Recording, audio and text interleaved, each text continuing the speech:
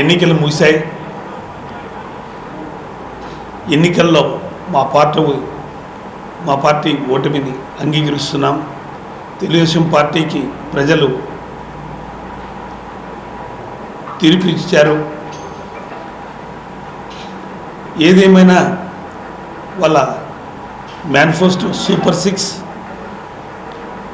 బాగా పనిచేసిందని మేము అనుకుంటున్నాం. గత ఎన్నికల్లో కూడా 2014 ఎన్నికల్లో కూడా ఎన్నో ఉచిత హామీలు ఇచ్చి అధికారంలోకి వచ్చిన తర్వాత ఈ యొక్క హామీని కూడా నెరవేర్చని మాజీ ముఖ్యమంత్రి చంద్రబాబు నాయుడు, ఈరోజు ప్రజెంట్ ముఖ్యమంత్రి చంద్రబాబు నాయుడు 2019లో మాకు అధికారంలో ఇచ్చాడు. వాళ్ళని ప్రతిపక్ష హోదా కూర్చోబెట్టారు. 5 సంవత్సరాలు మేము మంచి పరిపాలన ఇచ్చాం. పేద ప్రజలకు అందరికీ 31 లక్షల ఇండ్లు ఇచ్చాం. 22 లక్షల ఇండ్లు కట్టించాం. స్థలం లేని వాళ్ళకందరికీ కూడా కడప నగరంలో 110 ఎకరాలు కొనుగోలు చేసి ప్రైవేట్ ల్యాండ్ని ప్రజలకిచ్చి వాళ్ళకి ఇండ్లు కట్టించే కార్యక్రమం చేసి ఆ ఏరియాలో ఇన్ఫ్రాస్ట్రక్చర్ అంతా డెవలప్ చేసినా కూడా ఈరోజు ప్రజలు వాళ్ళ మేనిఫెస్టో చంద్రబాబు నాయుడు మీద విశ్వాసంతో ఈరోజు ఎన్నికలు గెలిచారు. ఎన్నికల్లో గెలిచిన తర్వాత చంద్రబాబు నాయుడిని 3,000 నుంచి 4,000 రూపాయలు పింఛన్ ఇచ్చింది కూడా అన్నా క్యాంటీన్ పురదీస్తామని, టైటిల్ డీడ్ యాక్ట్ రద్దు చేస్తారని చెప్పడం మేము సంతోషిస్తాం. అవ్వాతాతలకి మేము 3,000 ఇచ్చింది వాళ్ళు 4,000 ఈరోజు రేపు నెల 1వ తారీఖు నుంచి గత 3 నెలలు 3,000 ప్లస్ 4,000 కలిపి 7,000 ఇస్తున్నాం. అవ్వాతాతలకి మేలు జరిగిందని మేము అనుకుంటాం. కానీ ప్రభుత్వం వచ్చి నెల రోజులు అవుతుంది. భారతదేశంలో 75 సంవత్సరాల స్వతంత్రం వచ్చి ఇంతవరకు ఏ రాష్ట్రంలో అని ఎక్కడ చూడనట్టు ఈ అరాచకం దహనకాండ ఎప్పుడు చూడలేదు. ఇది ఆంధ్రప్రదేశ్లో ప్రజలందరూ కూడా ముక్త కంఠంతో ఖండిస్తున్నారు. నిజంగా ఏ వాడవాడలో చూసినా కానీ ఎక్కడ చూసినా కానీ భయభ్రాంతులు చేసి మనుషుల్ని కొట్టడం, మనుషుల్ని కూడా చంపడం చాలా హీనాతిహీనమైన చర్య. నిజంగా ఒక 6 నెలల వరకు కూడా చంద్రబాబు నాయుడు పరిపాలన చూసి మేము ప్రెస్ మీట్కి ముందుకు వస్తామని అనుకున్నాం. కానీ నెల రోజుల్లోనే ప్రెస్ మీట్కు ముందుకొచ్చి ఇస్తామని మేము ఊహించలేదు. దానికి కారణం ఈరోజు జరుగుతున్న పరిణామాలు, రాష్ట్రంలో జరుగుతున్న అరాచకాలు చూసి ఈరోజు ప్రెస్ మీట్ ముందుకి వచ్చినాం. నిజంగా ఈరోజు తెలుగుదేశం పార్టీ నాయకులందరూ కూడా ప్రతి ఒక్క జిల్లా హెడ్ క్వార్టర్కి వెళ్ళి మా పార్టీ ఆఫీసులు కట్టేది కానీ, ఈరోజు ఋషికొండ పైన టూరిజం కింద ఉన్న స్థలాన్ని అభివృద్ధి చేసిన దాంట్లో కూడా నెక్స్ట్ జగన్ ముఖ్యమంత్రి అవుతాడు, ఆ ప్యాలెస్లో నివసించాలనే ఆలోచనతో కలిగింది కాబట్టి అవి కట్టాడు. ఎక్కడ లేని ప్యాలెస్ ఋషికొండలో 500 కోట్లు పెట్టి కట్టడం అనేది మాకు ఆశ్చర్యం వేస్తుంది. జగన్ నివసించడానికి, కైవసం చేసేదానికి ఆ స్థలాన్ని కట్టుకున్నాడు అనడం చాలా బాధాకరం. నిజంగా 13 జిల్లాలని ఈరోజు రాష్ట్ర పరిపాలన సులువుగా ఉండాలని 26 జిల్లాలు చేయడం మాజీ ముఖ్యమంత్రి వారి జగన్మోహన్ రెడ్డి గారి ఆలోచన. ఎంతో దూరపడుతుందనేటి జిల్లా హెడ్ క్వార్టర్కి రావాలంటే వాళ్ళకి పని భారం అవుతుంది. వాళ్ళకి పని షార్ట్ చేయాలనే గ్రామ సచివాలయ వ్యవస్థ తీసుకొచ్చి గ్రామీణ ప్రాంతంలో ఉన్న సర్పంచులకి ఆ సర్పంచ్ పరిధిలోనే గ్రామ సచివాలయం కట్టి గ్రామ సెక్రటరీని పెట్టి ఆడ 10 మంది అడ్మినిస్ట్రేటివ్ ఆఫీసర్స్ పెట్టి ఒక్కొక్క వింగ్కి ఒక అడ్మిను, ఒక శానిటరీ సెక్రటరీ, ఒక హెల్త్ సెక్రటరీ, ఏఎన్ఎంని, డాక్టర్స్ని అందరినీ ప్రొవైడ్ చేసి ఇమ్యూనిటీ సెక్రటరీస్ కూడా పెట్టి పరిపాలన సులువుగా ఉండాలనే ఆలోచనతో జగన్మోహన్ రెడ్డి గారు చేసినారు తప్ప 13 జిల్లాల్ని 24 జిల్లాలుగా చేయడం. ఈరోజు కుప్పంలోనే 30 ఏళ్ళు అవుతుంది చంద్రబాబు నాయుడు ఎమ్మెల్యేగా శాసనసభ్యుడిగా గెలుస్తూ ముఖ్యమంత్రిగా అయినా కూడా ఆడ కుప్పం డివిజనల్ ఆఫీసర్ పెట్టాలన్న ఆలోచన రాకున్నా కానీ మా ముఖ్యమంత్రి గారు ఆర్డీఓ ఆఫీస్ వాళ్ళు పోవాలంటే చిత్తూరుకి 140 కిలోమీటర్ పోవాలనే కుప్పం ప్రజలు ఆర్డీఓ ఆఫీస్ ఉంటే చుట్టుపక్కల గ్రామాలన్నీ కూడా మండలాలు కూడా డివిజనల్ ఆఫీసు అందుబాటులో ఉండాలని ఆలోచన చేసిన వ్యక్తి జగన్మోహన్ రెడ్డి గారు. ఈరోజు బద్వేలికి కూడా వీరారెడ్డి బతికిన నాళ్ళు ఆడ డివిజనల్ ఆఫీస్ రావాలని, ఆర్డీఓ ఆఫీస్ రావాలని కలలు కన్న రోజులు. అలాంటిది బద్వేలి కూడా డివిజనల్ ఆఫీస్ ఇచ్చిన ఘనత జగన్మోహన్ రెడ్డి గారు. ఇంత అభివృద్ధి చేసి ఎన్ని చేశాయని మీకు తీర్పిచ్చినా కానీ మేము దాన్ని శిరసావహించాం. ఈరోజు మా పార్టీ ఆఫీసులు ఎక్కడ కడుతున్నా జగన్మోహన్ రెడ్డి గారి ప్యాలెస్లు ఎక్కడ ఉన్నా జగన్మోహన్ రెడ్డి ఆస్తులు కాజేయాలని కృతనిశ్చయంతో ఉన్నాడు.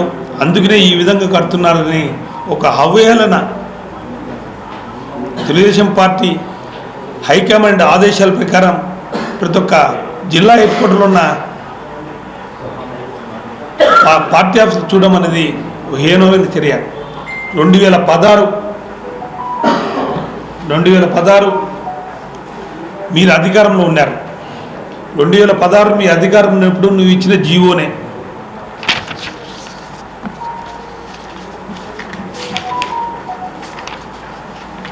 మీరు ఇచ్చిన జీవోనే 13 జిల్లాల్లో కూడా మీరు సైట్ కేటాయించడం జరిగింది.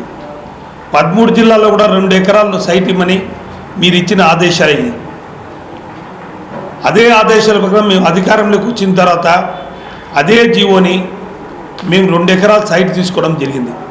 నిజంగా 2014 నుంచి 19 వరకు తెలుగుదేశం పార్టీ అధికారంలో ఉండింది. ఆ రోజు నేను మేయర్గా కొనసాగుతూ ఉండడం జరిగింది.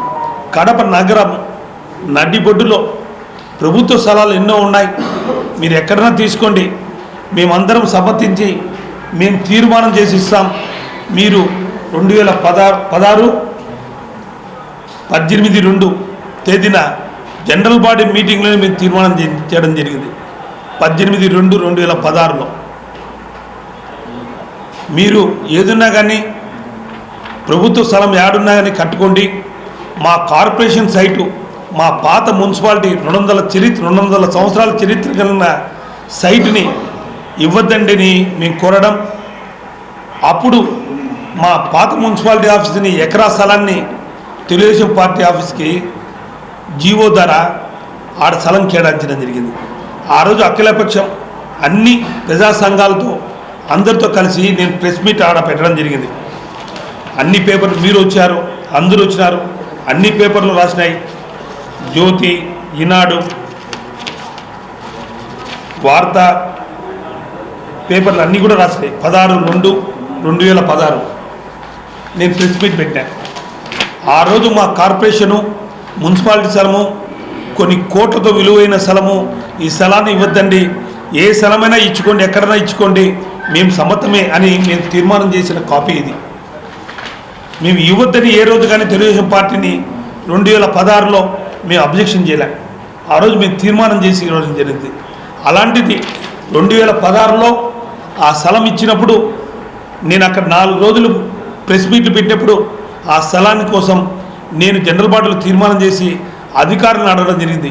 ఇది మున్సిపాలిటీ స్థలము, కడప కార్పొరేషన్ ఒకప్పుడు మున్సిపల్ బిల్డింగ్ ఉంది, కొన్ని ఏళ్ల చరిత్ర కలది, కొన్ని 100 కోట్లు విలువ చేసే స్థలము, ఈ స్థలం అనేకరంతా కాకూడదు, తెలుగుదేశం పార్టీకి వేస్తే ఆఫీస్ అయితే ఎక్కడైనా ఇవ్వండి, మాకు అభ్యంతరం లేదు, ఈ స్థలాన్ని మా కార్పొరేషన్గా ఉండండి, ఇది ప్రజల ఆస్తి, ఇది కార్పొరేషన్ ఆస్తి, ఈ స్థలాన్ని ఇవ్వకూడదని నేను ఆ రోజు గట్టిగా ఫైట్ చేసి మీ అందరి సహకారంతో ఆ స్థలానికి కోసం నేను అడిగితే ఆ రోజున్న కలెక్టర్, ఆర్డీఓ రమణ కలెక్టర్ గారు, ఆర్డీఓ ఆ రోజున్న రామచంద్రారెడ్డి వాళ్ళు స్థలాన్ని తెలుగుదేశం పార్టీకి కేటాయిస్తే నేను కోర్టుకు వెళ్ళి స్టే తీసుకోవడం రావడం జరిగింది. స్టే ఇచ్చిన తర్వాత అది ఆగిపోవడం జరిగింది. అదే తెలుగుదేశం పార్టీ 13 జిల్లాల్లో ఆఫీసులు కట్టడం జరిగింది. ఎక్కడ కానీ అదే జీవోతో అదే దారితో వాళ్ళు జిల్లాలో నడిబొడ్డునున్న ఊర్లలో వాళ్ళు ఇవ్వడం జరిగింది. అది ఈస్ట్ గోదావరి వాళ్ళ బిల్డింగ్, హైదరాబాద్ ఇది ఎన్టీఆర్ ట్రస్ట్కి ఇస్తే చూపిస్తా, ఇది నెల్లూరు, ఇది కాకినాడ,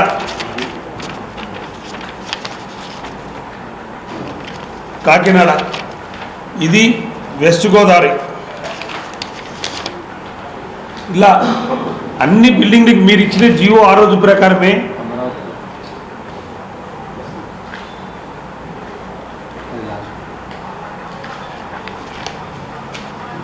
మంగళగిరి, ఇది శ్రీకాకుళం, ఎన్ని మీ ప్యాలెస్లా లేవా? అమరావతి మీరు చూడండి, అమరావతి ఇది 3 ఎకరాలు నేషనల్ హైవేలో పక్కనే ఉన్నది. ఇది 400 కోట్లతో కట్టిన కన్స్ట్రక్షన్ అమరావతిలో.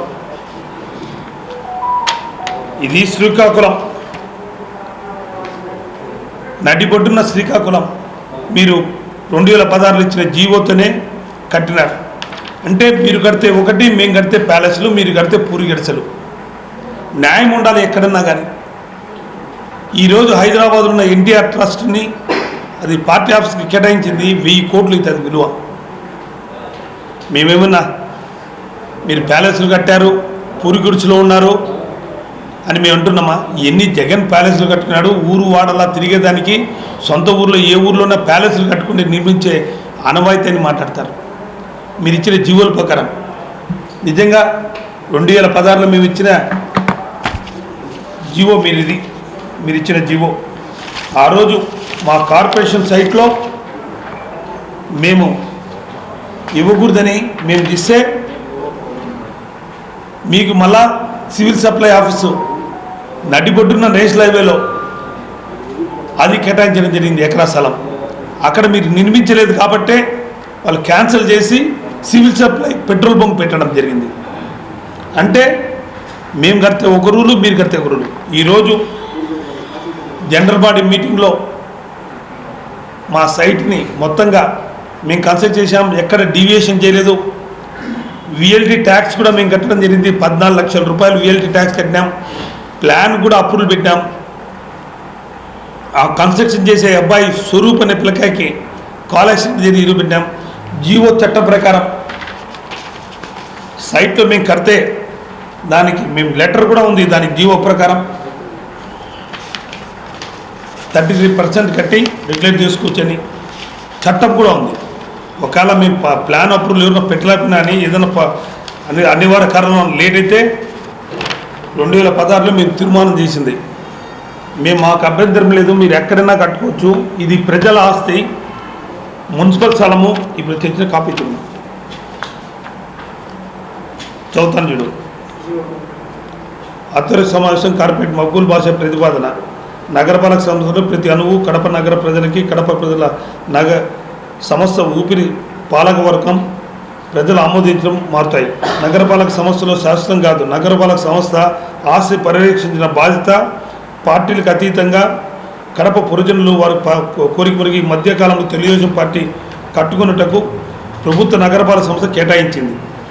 మేము జనరల్ బాడీ మీటింగ్లో తీర్మానం చేశాం. మళ్ళీ దాంట్లో తీర్మానం చేసి ఏమన్నాం, మున్సిపాలిటీ కార్యాలయం స్థలంలో 295-1A1 90 ఎకరా స్థలము మున్సిపాలిటీ కార్పొరేషన్ యొక్క అనుమతి కానీ ఎటువంటి సమాచారం ఇవ్వకుండా శ్రీయుతుల కలెక్టర్ గారి సిఫారసు మేరకు గవర్నమెంట్ జీవో నెంబర్ S-279 తేదీ 27/2015లో తెలుగుదేశం పార్టీ అధ్యక్షులు నారా చంద్రబాబు కార్యాలయం నిర్మించుటకు చదరం 200 రూపాయలకి విక్రయించి ఆ స్థలము నగరపాలక సంస్థ సంబంధించిన మున్సిపల్ కార్పొరేషన్ అనుమతి లేకుండా విక్రయించడం చెల్లదు. ఆ స్థలం నగరపాలక సంస్థ వారు ప్రజా ప్రయోజన కొరకు వాణిజ్య సముదాయాల కొరకు నిర్మించుటకు ఇచ్చినారు.